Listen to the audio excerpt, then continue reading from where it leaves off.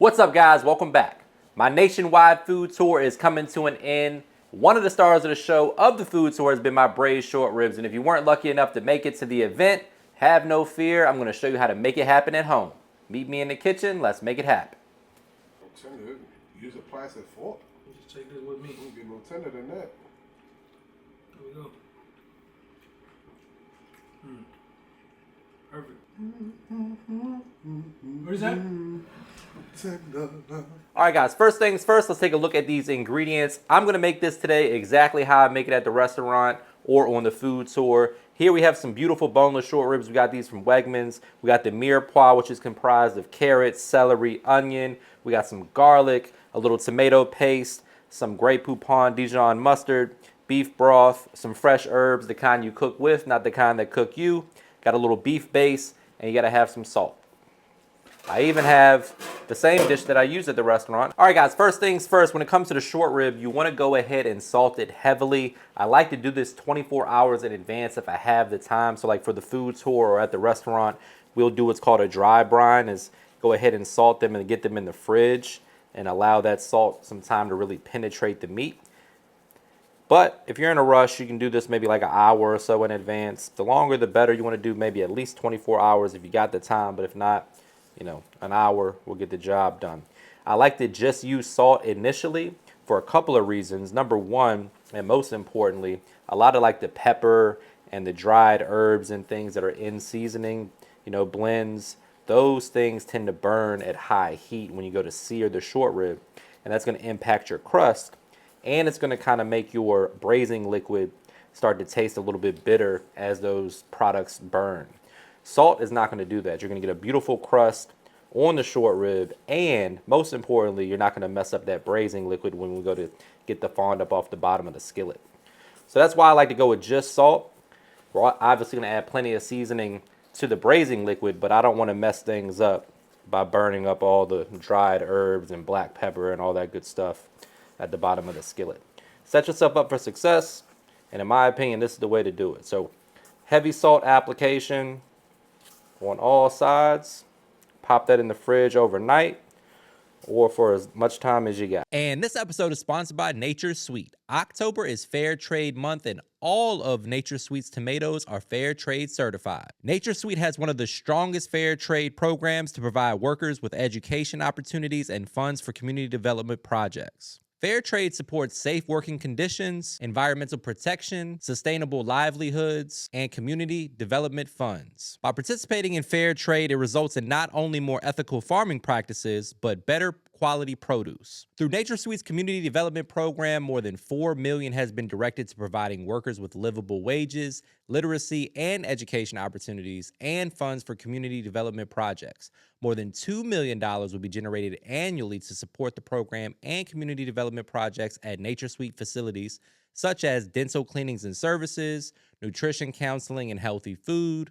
The fund also led to the creation of a food pantry stocked with nutritious food options that associates can easily access. To date, more than 2,100 Nature's Sweet employees have benefited from the 6 projects that have been implemented so far.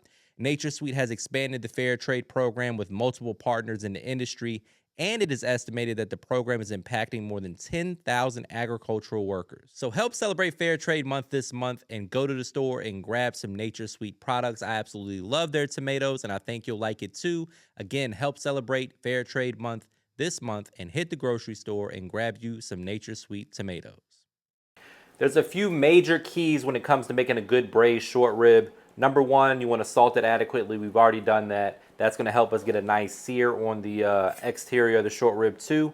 And then next most important, in my opinion, or maybe even number one most important, is to get a flavorful braising liquid made that's going to help cook the short ribs low and slow. And for that, we need a mirepoix, classic French technique here, carrot, onion, and celery. We'll add some garlic, some fresh herbs, all that good stuff to the mix as well. This is optional. You don't have to peel your carrots because we're not really going to eat these.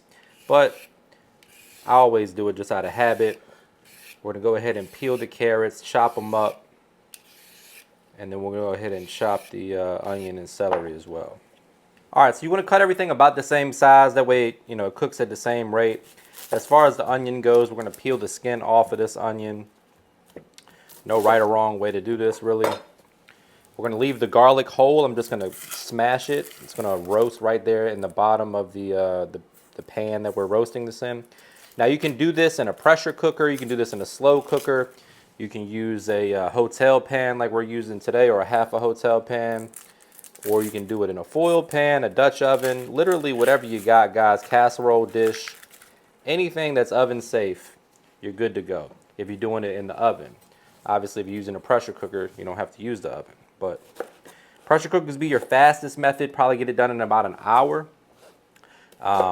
This is going to take 2.5 to 3 hours depending on the size of your short rib. When you go out to eat, there's been some studies that I've been seeing, or maybe not studies, but reports of restaurants feeding people chuck roast and calling it short rib. So a lot of people are saying when they go out to eat and they order short rib, they only order it if it's bone in. Obviously, we bought these ourselves, so we know these are short rib, but that may be something you want to keep in mind if you're paying premium dollar for the short rib and they're feeding you chuck roast. Kind of crazy. I would never do that.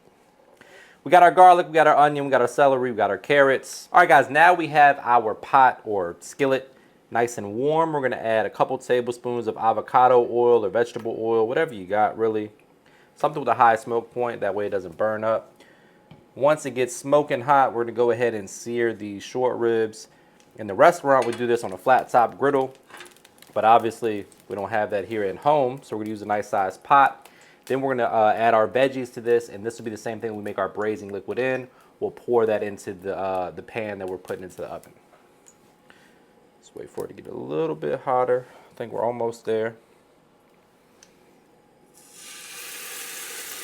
You want to always press down to make sure that it's making good surface area contact with the skillet.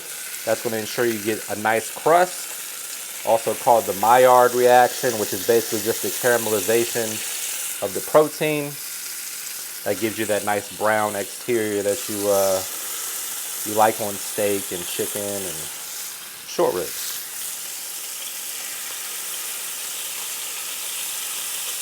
You don't want to overcrowd it, because the more room temperature or cold items you add to the skillet, you're going to drastically reduce the temperature of the skillet, which will take it longer to sear. So you actually do yourself a little bit of a disservice when you overcrowd your skillet. So I'm only going to do 4 right now. We'll do the other 2 once these come out. All right, guys, as you can see, this skillet has been piping hot for 8 or 9 minutes at this point. We've seared most of our short ribs. If you would have seasoned this super heavy with other seasonings, this oil right here would be black. It'd be burnt.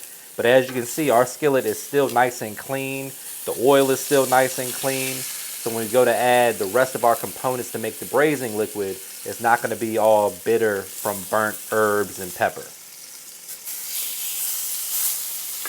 All right, guys, so you need some good red wine. When I say good, not like a super expensive bottle. I'm just grabbing whatever I had. I'll let you guys know how good it is right now, actually.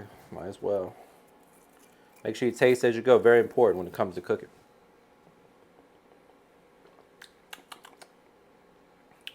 It's pretty good.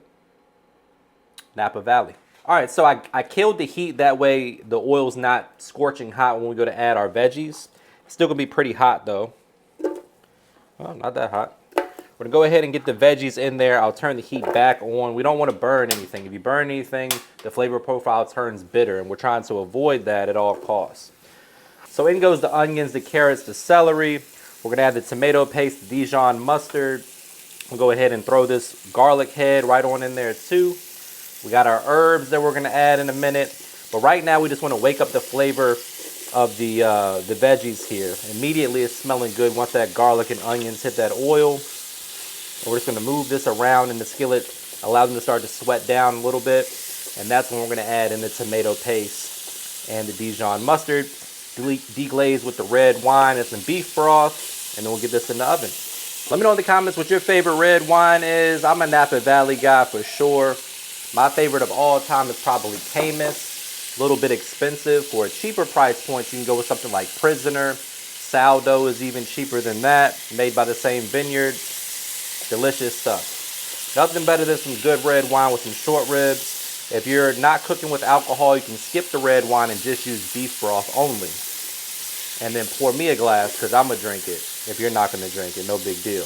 All right, guys, again, it's all about building flavor here. So what we have here is some tomato paste. This is gonna add some nice concentrated tomato flavor, a hint of sweetness. Classic French technique when it comes to braising short ribs. A lot of the braising recipes are heavily influenced in French cuisine or French technique. That's where a lot of this comes from. Dijon mustard is going to add a little bit of a bite. And then we also have a little Better Than Bouillon low sodium beef base. That's going to amplify or beef up the beef flavor, so to speak. A good tablespoon of that.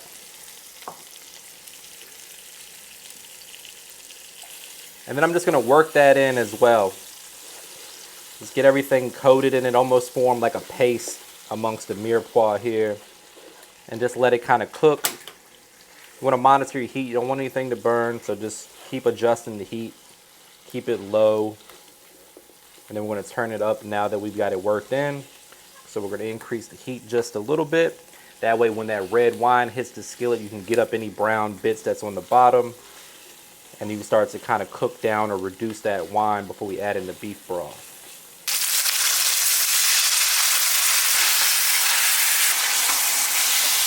Now the last ingredient I like to add before we finish off the braising liquid is just a tablespoon of brown sugar. This is going to bring all the flavors together. You got some sharp flavors in there from the Dijon mustard and from the red wine. You got some natural sweetness from the carrots. The brown sugar is going to kind of marry everything together. Now it's time to go in with about 3 to 4 cups of beef broth. We're just going to bring this up to a simmer. We're actually bringing it up to a boil and then reduce it down to a simmer and taste it. Make sure that this is delicious. And then we're going to get it in there with the short ribs and pop it in the oven for about 2.5 to 3 hours or until the short ribs are fork tender. All right, my friends, now it's time to make sure that the braising liquid is as delicious as you can get it. We're going in with a couple teaspoons of Worst Word in the World sauce, followed by my all-purpose, which is comprised of salt, pepper, garlic, and onion powder, a few other seasonings. And then I'm going in with this buttery garlic pepper. This is my newest blend that's going to be hitting the market soon. But feel free to use whatever your favorite seasonings are, guys. Whatever you got in the pantry that you really like is all fair game here. I'm going to give this a mix and then taste it. Once the flavor is right where you want it, we're going to go ahead and add it to our short ribs. I like to add like a wire rack to the bottom to elevate the short rib. That way they're not burning up at the bottom of the pot. You'd also just do this simply by placing the short ribs on top of your mirepoix. You just want to have some sort of barrier in between the meat and the bottom of your skillet or your pot or Dutch oven. All right, guys, so we're almost in the home stretch of these short ribs. What you want to see is the thermometer or fork or whatever going in and out with very little resistance. They should just slide right off. You see how this one's giving me a little bit of resistance. This one, a little less. That one's pretty close to being done. This one's pretty close too. I would say we got about another 30 minutes of cook time on these. So what I'm going to do is go ahead and wrap them back up, get them back in the oven. But you're really not cooking per time. You want to cook for feel. You want them to be nice and tender. All right, last but not least, it's time to make the gravy for our short ribs. I got a little fat separator here I grabbed from Amazon. All the fat pools at the top. The good stuff comes out the bottom. Can't beat that. Cheap. They should be a sponsor, but they're not. But just type in fat separator if you're looking for one on Amazon. You'll find a good one. Again, they're nice and inexpensive. We're going to go ahead and thicken this up with the slurry. Once this gets up to a simmer or a boil, we're going to add in a cornstarch and water slurry. That's going to effectively thicken up our sauce. And then we're going to plate this up. A little short rib, little mashed potatoes, maybe some green beans, asparagus, broccolini, whatever veggie floats your boat. Excellent dinner. Holidays, special occasion, or random Wednesday if you're feeling like a chef. You can break out the Instant Pot, save yourself a couple hours, or you can do it like we did it today, about a 3-hour process. All right, people, it's time for my favorite part of the job. We're going to plate this up over those perfectly made mashed potatoes. A little extra gravy the way the good Lord intended. This is the part where I say, brace yourself for a trademark money shot. Say it with me, guys. Looking good. The only thing left to do is dig in for the taste test. But before we do that, please take a quick second to subscribe to the channel. Make sure you hit that bell to enable notifications as well. I have found my fork. And I have short ribs in my sight, a little extra gravy Why the hell not? Cheers.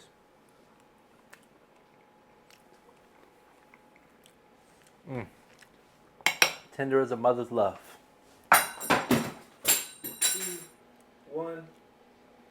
What's up, guys? Welcome back. My nationwide food tour is coming to an end, and if you weren't, I don't want to say if you weren't lucky enough. Is that good? You weren't lucky enough? To make it. You missed out. Okay. You want to make sure when you don't want to say that now. I'll say that later. I'm just trying to feel flimsy. This the same quality?